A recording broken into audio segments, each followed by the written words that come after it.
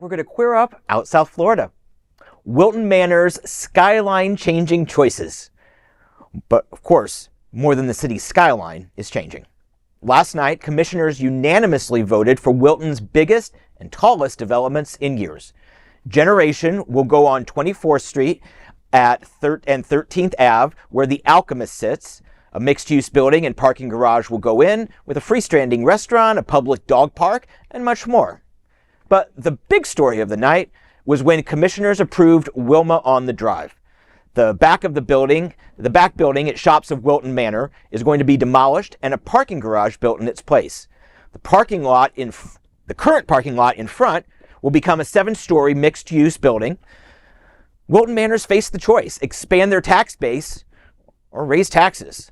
New developments, especially rentals, bring top value as assessed value is high and tax revenue isn't depressed by longtime residents using their homestead exemption. And that's good. But at what cost?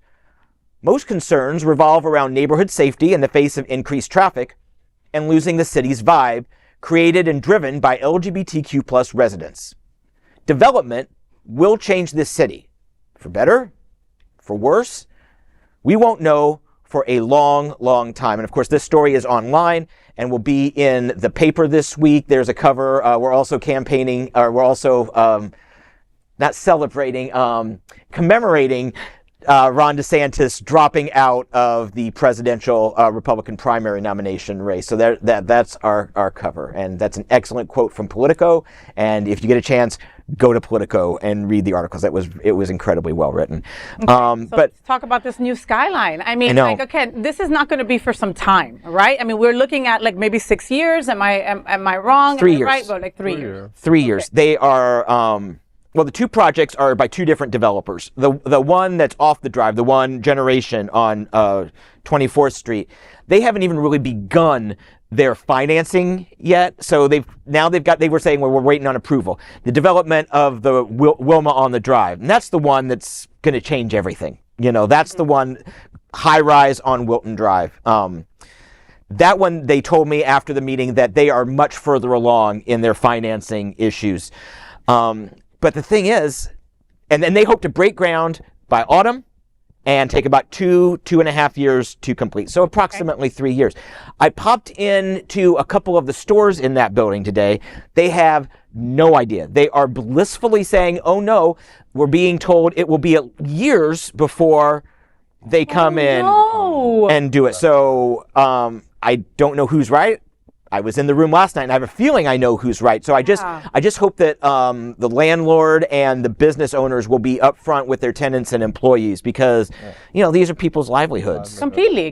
But it's also the evolution of Wilton Manors, right? I mean, Wilton Manors was not Wilton Manors 15 years ago, right? I mean, South Beach used to be fun in the sun for all gays, and then evolution started happening and started moving the gays out, and now we only have a handful of gay places down there. That's the fear that Wilton Manors residents and people who go and spend most of their time there, like you and I, are afraid of. Do you think that will happen, John? That we'll lose Wilton Manors how it is? Yes, I think we will lose how it is, but it will evolve. The Wilton Manors of today isn't the same Wilton of 10 years ago, when we were already solidly an LGBTQ+ centric town. So we're going to grow. Maybe more straights will move in. Maybe more gays are going to move in, upscale gays, but Oakland Park is pushing hard for development, and it's slightly cheaper to live there. So maybe they'll start maybe gay and lesbian restaurants and bars will move up there. Maybe. I personally don't see that. I see, because it's so close that we're so entrenched that people can take a circuit or a $5 Uber ride share and get. So 10 years from now, I think Wilton Manors will still have the same vibe. Beyond that, will it be Oakland Park? Will it be Lauderdale by the Sea? No, they can't. But Oakland Park, yeah. So we'll see. Does Wilton Manors have their own police department? No. Yes, they do. Yes. Okay. Yes, they do. So then, good. The thing is too is I think that Wilton Manors has needed to be spruced up for a number of years. Oh yeah. Given the demand that's on it, and given the amount of people that are there, and I think more people want to be there. I hope there's going to be a fair amount of affordable housing in these building projects. I doubt it.